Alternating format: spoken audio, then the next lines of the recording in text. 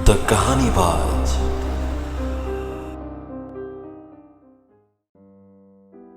स्वागत है आपका एक बार फिर से द कहानीबाज के कहानियों में। आज मैं आपको टोपाज की 5वीं कड़ी सुनाने जा रहा हूं। चलिए सुनते हैं आगे क्या हुआ। गुड्डू अब केशव के साथ उसके ही घर में रहने लगा था। ना कभी केशव ने उसे कहा कि तुम यही रहने लगो, और ना ही कभी गुड्डू ने उससे पूछा कि क्या मैं यहाँ रहने लगूं। वो बस इधर रहने लगा। उसे यहाँ रहते हुए कुछ 2 महीने हो गए थे। गुड्डू का यहाँ रहना बस हो गया था। बहुत सी बातें बस हो जाती हैं, लेकिन उनके कैसे होने का पता नहीं चलता, क्योंकि बस वो हो गई थी। जैसे सड़क के किनारे कोई पेड़ खड़ा हो गया हो तो ये बताना मुश्किल होता है कि ये पेड़ यहाँ कैसे आ गया। किसी ने जमाया होगा, बोया होगा। इससे हमें क्या? हमें इस बात से मतलब है कि पेड़ छाया दे रहा है या नहीं। गुड्डू छाया दे रहा था। केशव जब भी अपने सिनिसिज्म से झुलस खाकर बिलबिलाता हुआ घर वापस आता था तो गुड्डू का आशावाद केशव के निराशावाद को छाया देता था। हालांकि केशव गुड्डू के आशावाद को कभी कभी उसकी बेवकूफ़ी और नासमझी मानता था, लेकिन जब पेड़ छाया दे रहा था तो बीज, खाद और बला बला का घंटा। केशव ने अपनी डायरी में लिखा है कि गुड्डू उसकी ज़िंदगी में लास्ट लीफ वाली कहानी के आखिरी पत्ते की तरह आया था।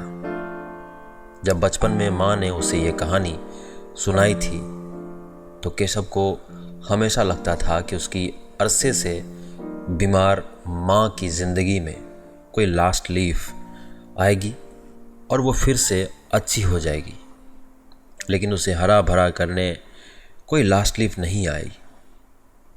माँ तो नहीं बच पाई। फिर भी बचपन में जब कभी वो किसी मुसीबत में होता था तो उसे लगता था कि शायद कोई लास्ट लीफ आकर उसे ज़रूर बचा लेगी। माँ की सुनाई हुई कहानी एक लड़की के बारे में थी। लड़की हमेशा बीमार रहती थी, और ठीक इसीलिए नहीं होती थी क्योंकि उसकी बीमारी शरीर की कम और दिमाग की ज़्यादा थी।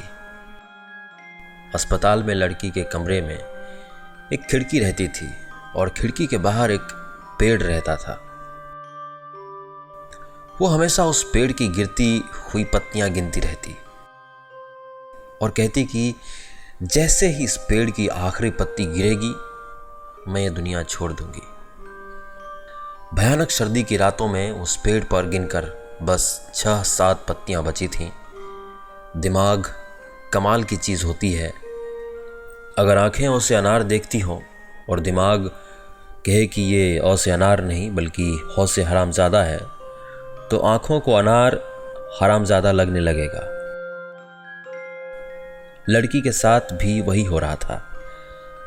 जब कभी उसकी आंखें जौ से ज़िंदगी देखती भी थीं तो चालाकी से दिमाग उसे कहता था कि लड़की ये मौ से मौत है। जिस रात उस पेड़ पर बस एक पत्ती बची तो लड़की ने अपनी तीमारदारों से कह दिया कि आज रात आखिरी पत्ता गिरते ही मैं मर जाऊंगी।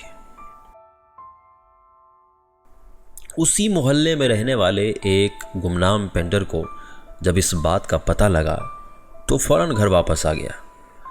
अपनी कूंची निकाली और कैनवास पर हरा रंग बिखेर दिया। उसने एक पत्ता पेंट किया और पत्ते को रात ही में पेड़ पर टांग दिया। लड़की जब सुबह उठी तो आखिरी पत्ता अभी भी शाख से चिपका हुआ था और मालूम हुआ कि उस पत्ते को सारी रात पेंट करने और भयानक बरसात में पेड़ पर टांगने में सर्दी से उसी अस्पताल में पेंटर की मौत हो गई। लड़की ने अपनी हिम्मत बटोरते हुए उस दिन खुद से यह वादा किया कि अब वो कभी हिम्मत नहीं हारेगी, कम से कम उस पेंटर की मास्टरपीस के लिए ही सही। कहते हैं कि वो पेंटर मोहल्ले का सबसे गुमनाम और दुत्कारा हुआ इंसान था। पिछले कई सालों से उसने कुछ भी पेंट नहीं किया था। उसने अपनी आखिरी पेंटिंग को नाम दिया लास्ट लीफ।